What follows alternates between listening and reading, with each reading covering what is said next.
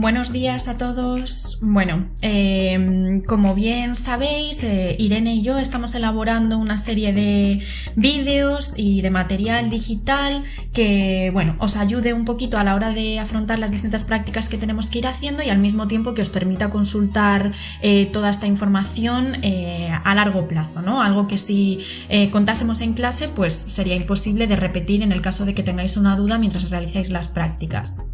Sin extenderme mucho más, en este vídeo lo que vamos a ver es cuáles son las diferentes herramientas de dibujo con las que vais a empezar a trabajar en la asignatura y cómo se utilizan algunas de ellas, aunque la mayor parte de las herramientas que os voy a contar os aseguro que ya las conocéis. Bueno, la herramienta básica de dibujo con la que vamos a trabajar es el lápiz de grafito, ¿vale?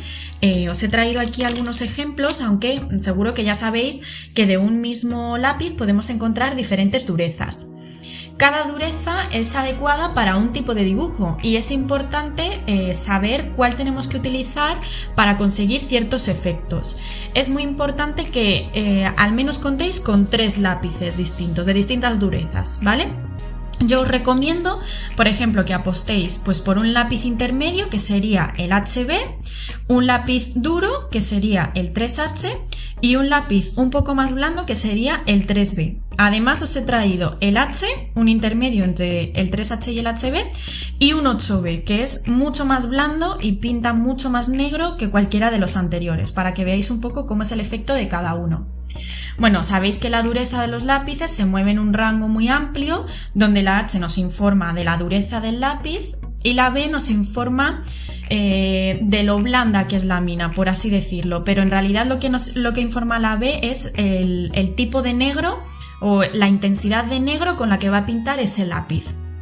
En el caso del HB, pues es el lapicero estándar, ¿no? La mina está compuesta a partes iguales por dureza, es como un nivel intermedio entre dureza y intensidad de negro. Por eso la mayor parte de los lapiceros que utilizáis, pues bueno, o los lapiceros que os dan de propaganda o de cualquier cosa, casi siempre suelen tener la mina de tipo HB, ¿vale? Cuanto menor sea la dureza del lápiz, es decir, más alta sea la B que tenemos, más blanda va a ser la mina y por tanto va a ser mucho más fácil trabajar de forma rápida y expresiva con él, ¿vale? El lápiz blando nos permite dibujar trazos con mucha fuerza. Voy a hacer un ejemplo, dibujando por ejemplo con el lapicero B, para que veáis que pinta de un color negro muy intenso y que es muy fácil hacer distintos trazos con mucha intensidad, ¿vale? ¿Qué podemos hacer con este lápiz? Pues por ejemplo sombrear, hacer distintas sombras, podemos dibujar trazos que sean un poco más relevantes que otros, ¿no? Pues por ejemplo estas líneas que estoy dibujando tienen mucha más intensidad que estas sombras de abajo, ¿no? Todo esto lo podemos hacer con un lapicero B, podemos hacer tramas que sean muy amplias, ¿no? Pues por ejemplo una trama así y luego una trama así, ¿vale? Tramas amplias que con un lapicero de tipo H, que son más duros, nos costaría mucho más. Es decir, los lápices blandos los vamos a utilizar siempre que queramos dar expresividad a nuestros dibujos. Lo mismo ocurre con el lapicero 3B, que os comentaba antes, ¿vale? Ahí lo veis, el lapicero 3B. Es un poquito menos expresivo, pero bueno, nos sigue permitiendo hacer, pues como estáis viendo, líneas como muy gruesas y muy expresivas. El lápiz HB es el intermedio, como bien os decía, por ejemplo, pues para tomar apuntes, para poner una nota aquí y explicar un texto, ¿no? A ver, perdonadme. Y explicar aquí un texto, pues lo que sea. Dibujo. Pues con un lapicero HB estaríamos trabajando con la dureza adecuada, ¿no? Para tomar notas, para escribir ciertas cosas. Y luego ya pasamos a los lapiceros H, que son lápices mucho más duros, nos permiten una expresividad menor y por eso también es el más adecuado para hacer láminas técnicas, planos de detalle, tramas que sean muy minuciosas. Es un lápiz que pinta menos negro, por así decirlo, ¿vale? Nos pinta como en un tono más grisáceo, es más difícil hacer tramas con él, ¿veis? Si os dais cuenta. porque pinta mucho más afilado. Si le sacamos punta, pinta mucho más afilado. No podemos hacer una trama como esta porque el lápiz no es tan blando, no nos lo permite. Pero su apariencia es más suave, ¿vale? Entonces, todo tiene sus ventajas y sus inconvenientes.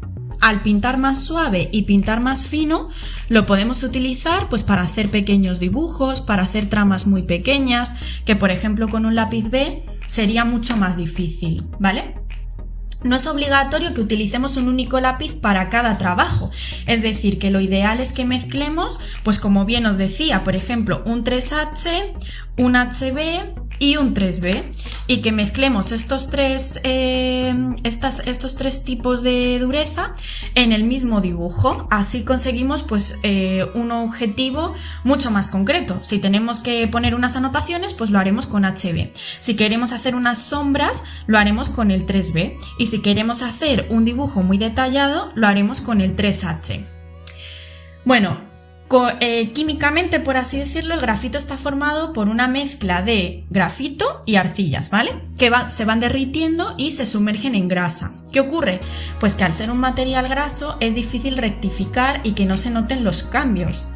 Un trazo muy firme con un lápiz duro va a ser complicado de borrar, ¿vale? Es decir, un trazo muy firme con un lápiz duro, como el que yo acabo de hacer, si ahora mismo intentásemos borrarlo, sería complicado.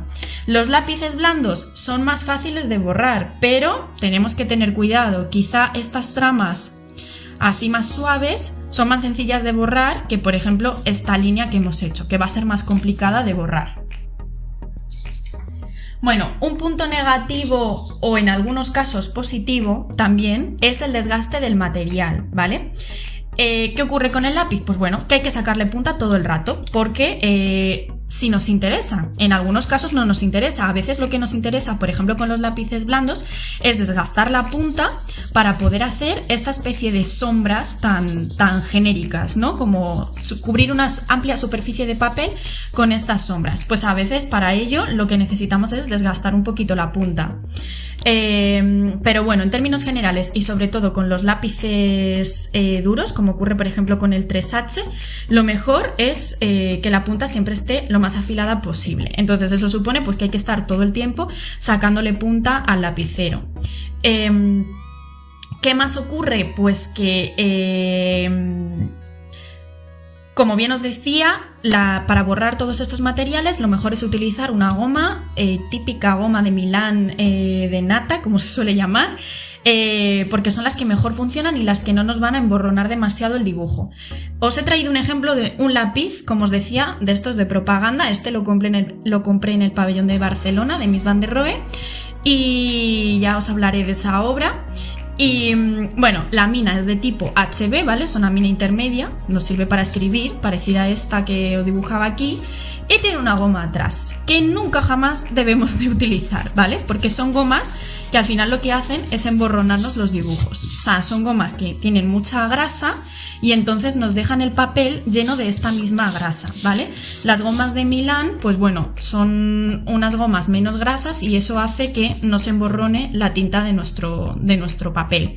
Así que estas gomas jamás, ¿vale? Nunca jamás. De hecho, todos los lápices de dibujo, como por ejemplo estos que, bueno, este que os he traído que es de Lira, pero luego tenéis este otro que es el clásico lápiz de dibujo, aunque vamos, el típico lápiz, nunca llevan goma atrás, ¿vale? Porque no es recomendable estas gomas de atrás. Siempre una goma de borrar normal y corriente. Bueno, aparte de todo esto, ¿qué más materiales tenemos? Los portaminas. Cuando queremos dibujar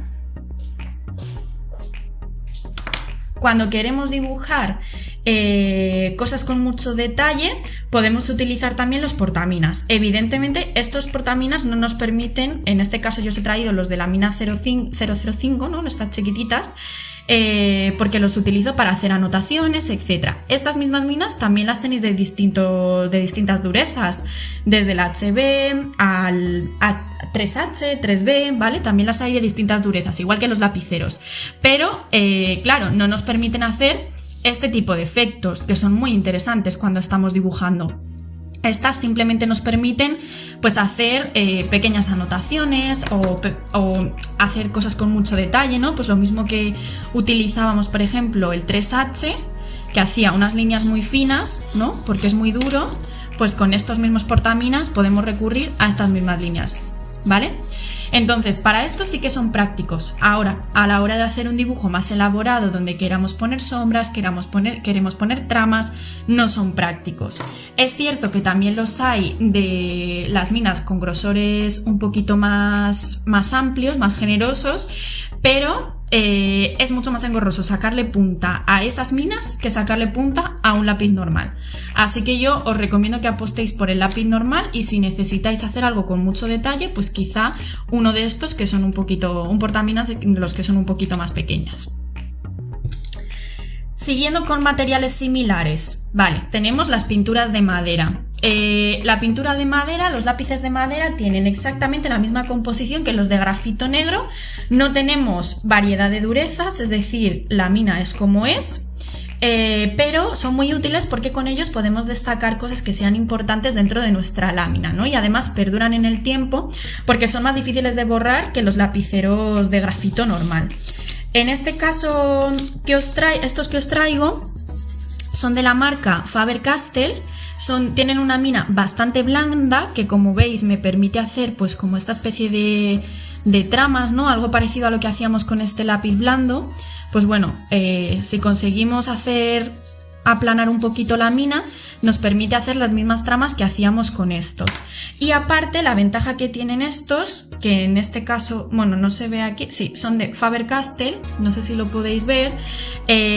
La ventaja que tienen estos lapiceros es que son acuarelables. Entonces, si tenemos un pentel, que se llama, que es como una especie de pincelito que se rellena con agua, o si estamos en casa y tenemos un cuenquito con agua, pues bueno, son muy útiles porque claro, si estamos haciendo un dibujo, enseguida podemos añadir aquí un poco de agua y crear pues otro ambiente, ¿no? A lo mejor si estamos haciendo un proyecto, pues bueno, podemos hacer como una especie de contorno a nuestro proyecto de color azul, le metemos un poquito de agua y entonces conseguimos como acuarelar el cielo, ¿no? Y que parezca pues un dibujo mucho más acabado y mucho más finalista. Bueno, estos algunos ejemplos de lápices acuarelables. Más materiales que tenemos aparte de los lápices. Bueno, el grafito, o sea, el bolígrafo, perdón. De momento no vamos a entrar con esto, vamos a trabajar solamente con lapiceros, pero también tenemos los bolígrafos, ¿vale? Igual, funcionan muy parecido. Voy a darle la vuelta al papel, que me queda todavía aquí un poquito. Estos, por ejemplo, son los V5 de Pilot, clásicos, clasiquísimos, ¿vale? Que pintan muy fino y igualmente nos permiten hacer anotaciones. Lo que no nos permiten va a ser pues hacer este tipo de sombras, etcétera. Pero siempre podemos trabajar con ambas cosas, dibujar con rotulador y luego hacer las sombras con el lápiz, aunque el rotulador ya sabéis que no se puede modificar, es decir, si nos confundimos, queremos hacer, pues bueno, difuminar pequeñas zonas, si queremos difuminar, pues por ejemplo, el lápiz lo podemos difuminar simplemente con la mano. Esto porque es un lápiz tipo B, ¿vale? Los lapiceros H no se puede hacer esto, pero con un lapicero B podemos emborronar y podemos difuminar el trazo, ¿no? Por ejemplo. Y hemos creado aquí ya como una especie de sombra. Eso con el bolígrafo no lo podemos hacer, entonces bueno, hay que valorar cada vez, o según el dibujo que queramos hacer, pues qué es lo que nos interesa conseguir y qué efectos queremos. Más tipos de bolígrafos que podemos utilizar, los uni, ¿vale? Que algunos tienen la punta un poquito más gruesa, como es este caso, ¿vale? La punta es de 0,8, pero bueno, las tenéis de muchísimos grosores, incluso más finas de lo que os puede pintar un lapicero H, ¿vale? Hay un poco de todo. Aquí también tenéis mucha variedad para poder consultar, pero nuevamente hay que tener en cuenta, pues eso, que esto no se puede borrar, que no se puede modificar los trazos y que bueno, que son decisiones que hay que tomar a la hora de empezar a hacer un dibujo, que si nos confundimos o queremos cambiar algo, no lo vamos a poder hacer con este material. Y el último que os traigo, que es un material de técnica húmeda, igual que estos, serían los rotuladores de alcohol. Este es un material que yo os recomiendo muchísimo para dibujar, porque es un material muy expresivo, En este caso, pues mirad, os enseño por ejemplo este verde que tengo, que tiene dos puntas, una más fina y otra que es como tipo subrayador para pintar más grueso. Este otro azul, igual, y este otro amarillo.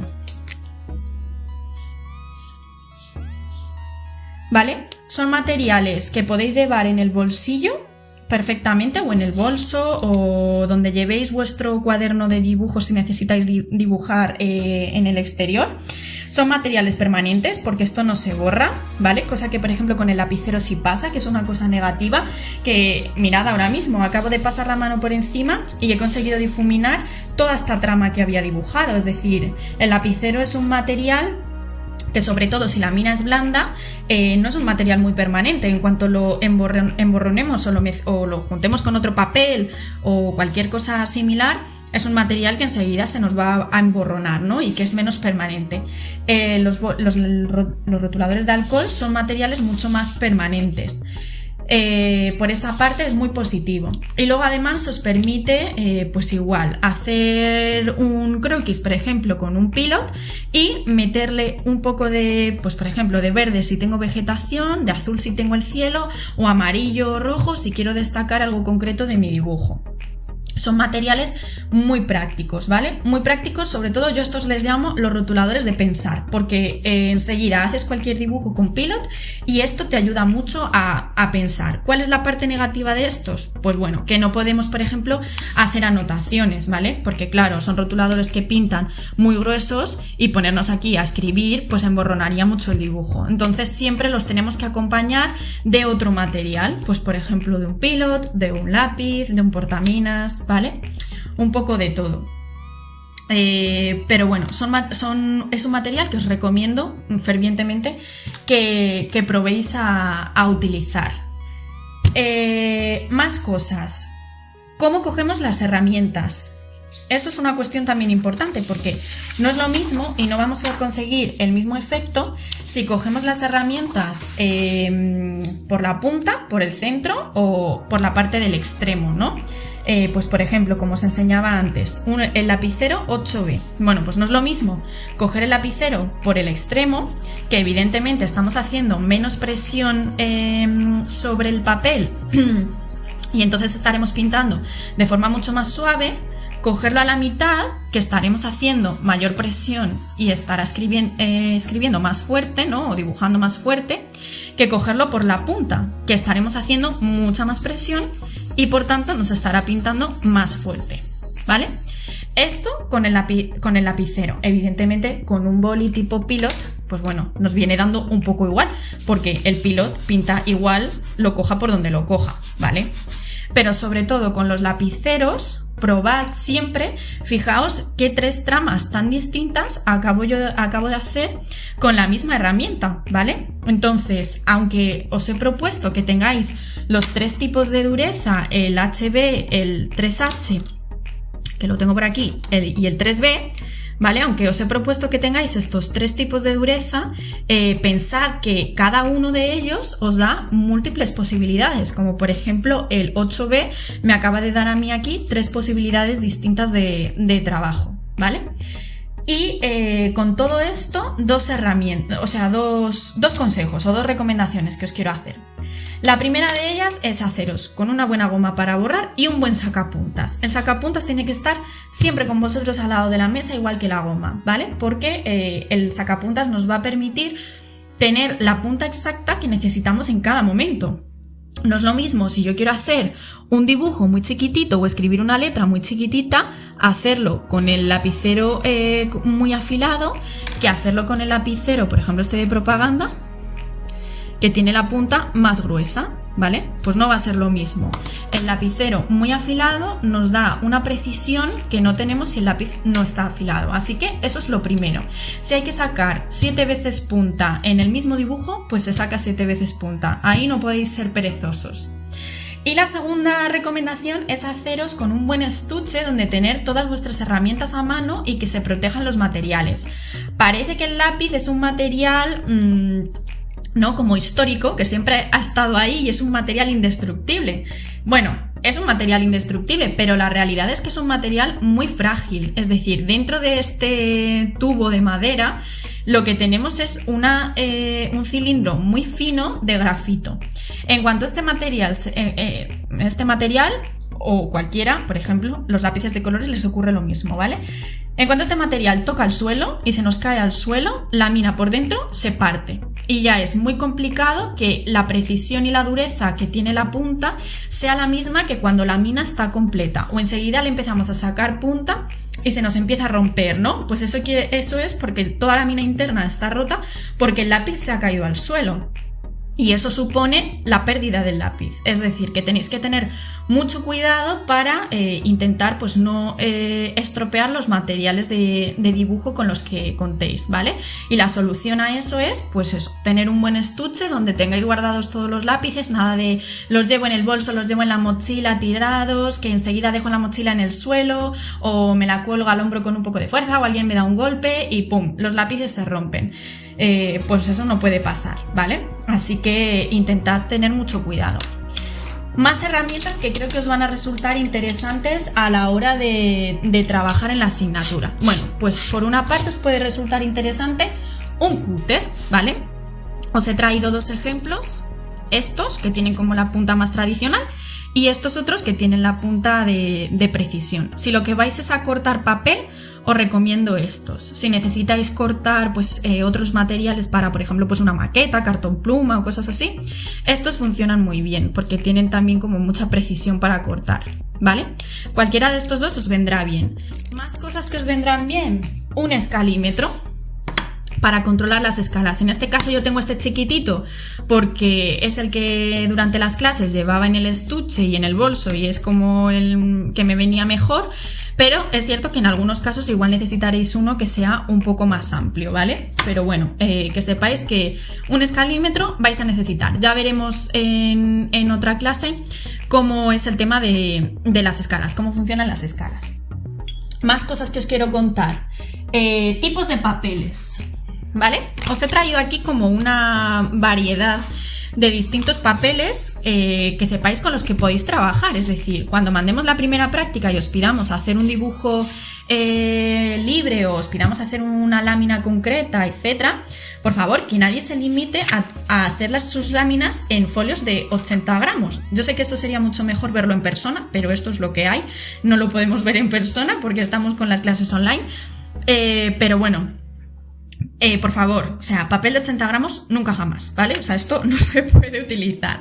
Hay que utilizar papeles de calidad en los que el lapicero coja bien la tinta, ¿vale? O el grafito funcione bien. Entonces, os traigo otros ejemplos de lápices. Pues, por ejemplo, dentro de los papeles tipo folio, que el de 80 gramos lo vamos a desechar directamente, tenemos papeles de 100 gramos, que son un poquito más resistentes, ¿vale? Un poco más. Papel de 120 gramos, que es un poquito más satinado que el de 100 gramos y es aún más resistente, tiene más cuerpo. Tenemos el papel Ingres, que se caracteriza porque tiene como muchas rayitas, una trama de rayitas sobre el papel. Este es muy bueno para trabajar, por ejemplo, con pastel, para trabajar con carboncillo, incluso con lápiz, funciona muy bien. Tenemos la cartulina, es decir, se nos puede ocurrir que nuestra lámina la vamos a hacer en cartulina, por ejemplo, con un rotulador blanco o con una pintura de madera blanca, ¿vale? Y hace un efecto muy original. El papel de croquis, que nos sirve para calcar, muy parecido al papel vegetal, con la diferencia de que el papel de croquis es mucho más endeble, tiene un menor grosor que el papel vegetal, que tiene más cuerpo, y además el vegetal es más satinado, si os dais cuenta, es como muy brillante, como muy, muy transparente. Este otro es menos satinado, ¿vale? Tenemos también el acetato, que puede quedar muy bonito a la hora de hacer cualquier dibujo, ¿vale? Dibujar en acetato, pues por ejemplo con rotuladores de este tipo. Si tenemos alguno que sea permanente, podemos dibujar con estos rotuladores sobre este papel. Tenemos el papel de acuarela, que por ejemplo con los lapiceros acuarelables también funciona muy bien. Dibujar con el lápiz y después acuarelar con un pincel. Y tenemos el papel de rotulador, que este es un papel, tiene el mismo grosor que un folio fino, pero es muchísimo más satinado y es el ideal para estos rotuladores de alcohol, ¿vale? Este papel se vende en blocks de bastantes hojas, así que bueno, yo recomiendo que si alguien está interesado en probar los rotuladores y utilizar estos papeles, pues que a lo mejor os juntéis 4 o 5, compráis un block, que es barato, pero bueno, compráis el block entre los 5 y os repartís los papeles, a lo mejor tocáis pues a 5 o 6 papeles cada uno, ¿vale? Aún así estos se pueden utilizar en prácticamente todos los materiales que os acabo de enseñar, todos los papeles. Esto en cuanto a papeles, ¿vale? Que seáis un poco abiertos de mente, que no siempre os ciñáis al papel basic o al papel tipo folio al que estamos acostumbrados. Hay muchísimos tipos de papel y cuanto más creativos seáis, mejor. Más van a fluir las ideas y más trabajos originales vais a presentar. Bueno, esto en cuanto a los papeles, ¿vale? Más cosas que vamos a necesitar a modo de herramienta. Bueno, pues vamos a necesitar reglas, ¿vale? Tipos de regla. Bueno, pues tenemos, mira, la regla metálica, por ejemplo. Esta es una regla de 30 normal y corriente, como la que hemos utilizado toda la vida, pero al ser metálica es más resistente cuando necesitáis cortar con un cúter, ¿vale? Se estropea menos. Entonces os recomiendo esta si vais a utilizar mucho el cúter para cortar materiales. Si no vais a utilizar mucho cúter para cortar materiales, pues bueno, regla de plástico, ¿vale? De las de siempre. En este caso es una regla más larga y es de 50 centímetros, medio metro. ¿Por qué? Pues porque al final no siempre vais a trabajar con formato A4, con formato pequeño. En la asignatura vamos a trabajar también con formatos más grandes, pues por ejemplo en A3 o incluso a lo mejor en A2. ¿Qué ocurre? Pues que para trabajar en formatos tan grandes es un rollo tener que estar moviendo la regla todo el rato, haciendo líneas, etc. Una regla grande nos sirve para cortar desde material para maquetas a trabajar sobre formatos de papel mucho más extensos que el A4. Más reglas. Escuadra y cartabón, ¿vale? Por ejemplo, de plástico con los que tienen medidas y otros de plástico pero sin medidas. Por ejemplo, estos que son más grandes. En este caso estos son de Faber-Castell, ¿vale? Pero bueno, cualquier marca os va a servir. En concreto este plástico de Faber-Castell es bastante resistente a la hora de, por ejemplo, igual hacer cortes con el cúter, etcétera, ¿vale? Entonces también os lo recomiendo. Lo mismo os digo, cuanto más grande sea, mejor, aunque menos práctica. Yo, por ejemplo, tenía unas que eran exactamente iguales que estas, pero muy chiquititas, como si fuesen incluso más pequeñas que este triangulito, muy pequeñitas, y esas son las que llevaba siempre conmigo en el bolso por si necesitaba hacer algún dibujo, ¿vale? Lo que os digo, pueden tener medidas o no, pero intentad que sean resistentes para utilizarlas tanto como herramienta de dibujo como herramienta de corte. Bueno, ¿qué ocurre? Vamos a un poco analizar cómo es cada una de estas herramientas, ¿no? La escuadra está formada por un ángulo de 90 grados, que sería este. Vamos a dibujarlo. Tenemos un ángulo de 90 grados y luego tenemos dos ángulos de 45, que serían estos. 45 y 45. Vale. La hipotenusa, que sería esta de aquí, ¿vale? O en este dibujo más cortito. La hipotenusa será el lado más largo de la escuadra y luego tendremos los otros dos lados, que son los catetos, que en este caso evidentemente medirán lo mismo, ¿vale? Un truqui para diferenciar la escuadra del cartabón, que siempre nos confundimos y no sabemos cuál es una y cuál es otra. Bueno, yo soy muy de utilizar la mnemotecnia, no sé si sabéis lo que es recordar algo asociándolo a datos que ya tiene nuestra memoria, ¿no? Bueno, ¿cómo recuerdo yo cuál es la escuadra y cuál es el cartabón? Bueno, pues mira, lo recuerdo porque la escuadra tiene dos lados iguales, lo mismo que le ocurre a los cuadrados, ¿vale? Los cuadrados tienen 4 lados iguales y la escuadra tiene 2 lados iguales. Entonces así es como yo lo recuerdo, ¿no? Cuadrado es cuadra, ¿vale? Tiene las mismas letras. Cartabón es totalmente distinto. Entonces así es como me acuerdo de que la escuadra es la que tiene los dos ángulos de 45 grados. Bueno, ¿cómo es el cartabón por su parte? Vamos a analizar el cartabón. A ver, media vuelta a este papel. Vale.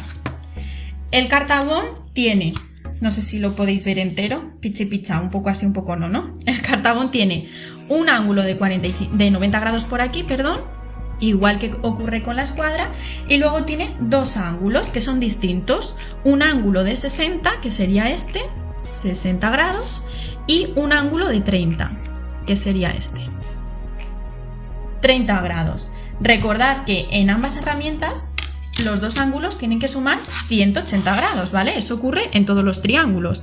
Es decir, si este es el ángulo A o el ángulo alfa, el ángulo beta y el ángulo gamma, pues alfa más beta más gamma tiene que sumar 180 grados, ¿vale? Esto es teoría que seguro que todos ya lo sabéis de bachillerato y lo tenéis todos clarísimo. Pero acordaos, ¿vale? Cuando a lo mejor tengáis un plano o lo que sea y os estén pidiendo dibujar un ángulo de X amplitud, pues que vosotros sepáis, que digáis, ah, pues mira, es que la escuadra tiene el ángulo de 45, que justo es el que me están pidiendo. Y entonces ya tenéis el trabajo hecho, ¿vale? Mucho más que estar con el compás o que estar con el portaángulos mirando a ver cuál es el ángulo que os corresponde, ¿vale? Entonces, ¿cómo manejamos estas dos herramientas? Bueno, hay que tener en cuenta dos cuestiones. La primera de ellas es que el uso de la herramienta tiene que ser suave, ¿vale? No hay que ejercer muchísima presión sobre el papel, pero también tenemos que intentar que la regla que no se debe mover no se mueva. Es decir, la suficiente como para que no se mueva, pero sin espachurrar el papel. La segunda cuestión es que siempre debe haber una regla que esté estática, es decir, que no vamos a mover y que vamos a sujetar con la mano izquierda en el caso de los diestros o con la mano derecha en el caso de que seáis zurdos, y sobre esta regla vamos a apoyar la otra regla, que es la que va a estar en movimiento. Esta regla es la que se va a mover y esta regla es la que va a permanecer estática, la que voy a sujetar con la mano izquierda. Entonces, normalmente la regla estática va a ser el cartabón, ¿vale? Os lo voy a ir apuntando aquí. Tenemos una regla estática, que será el cartabón, y la sujetaremos con la mano izquierda. Y luego tenemos una regla en movimiento, que será la escuadra, y la sujetaremos con la mano derecha, ¿vale? ¿Por qué? Pues porque de las dos reglas, la que tiene un extremo más largo es el cartabón, ¿vale? Es decir, esta hipotenusa es mucho más larga que la hipotenusa que tiene el cartabón, que es esta otra, ¿vale? Si las ponemos al lado, ¿veis? Esta es más corta que la regla que está abajo, que llega hasta aquí. Entonces, al poner la regla larga, lo que conseguimos es tener mucha más superficie de movimiento y vamos a poder trabajar con esta posición de las reglas más tiempo sin tener que moverlas. Entonces, por ello utilizamos el cartabón en la hipotenusa y la regla que se mueve será la escuadra. ¿Cómo funcionamos? Bueno, pues si yo quiero hacer, por ejemplo, una paralela a esta recta que acabo de dibujar aquí, ¿no? Bueno, pues lo que haré será colocar la regla en movimiento, la colocaré sobre la recta que quiero hacer en paralelo. Y voy a colocar el cartabón en posición pegadito a la escuadra, en posición para poder desplazar mi escuadra, ¿vale? A través de esta línea. Entonces voy desplazando y puedo ir trazando las paralelas a la línea que yo acabo de hacer, moviendo solamente una regla, ¿vale? La otra no la estoy desplazando, la mano izquierda no la estoy desplazando, solamente la mano derecha. ¿Cómo hacemos si queremos trazar la perpendicular a estas rectas? Bueno, pues como os decía, podemos trazar todas las paralelas que consideremos oportuno a lo largo de la hipotenusa de nuestro cartabón Y cuando queramos hacer perpendiculares, no tenemos que mover la regla que tenemos estática, sino que solamente movemos la regla dinámica. ¿Y cómo lo hacemos? Pues con un giro, ¿vale? De 90 grados. Movemos la regla y ahora tendremos disponible la superficie para hacer perpendiculares a estas rectas que acabamos de hacer. Solamente haciendo un giro de 90 grados a la escuadra, ¿vale? A la regla que está en movimiento. Y aquí tendríamos pues nuestros ángulos de 90 grados, ¿vale? Es decir, que estas rectas son perpendiculares. 90 grados. Antes de mover las reglas, ¿vale? Consejo, antes de que vosotros mováis las reglas cuando estáis haciendo paralelas y perpendiculares, pensad siempre en los ángulos que tienen las reglas y así vais a conseguir más precisión, porque si yo no he movido mi regla estática voy a conseguir más precisión que si la muevo y vuelvo otra vez después a intentar colocarla en la misma posición que estaba antes, y también nos vamos a ahorrar más tiempo trabajando. Es decir, fijaos qué sencillo que yo esté haciendo las paralelas, ¿vale? Que yo estoy haciendo aquí las paralelas.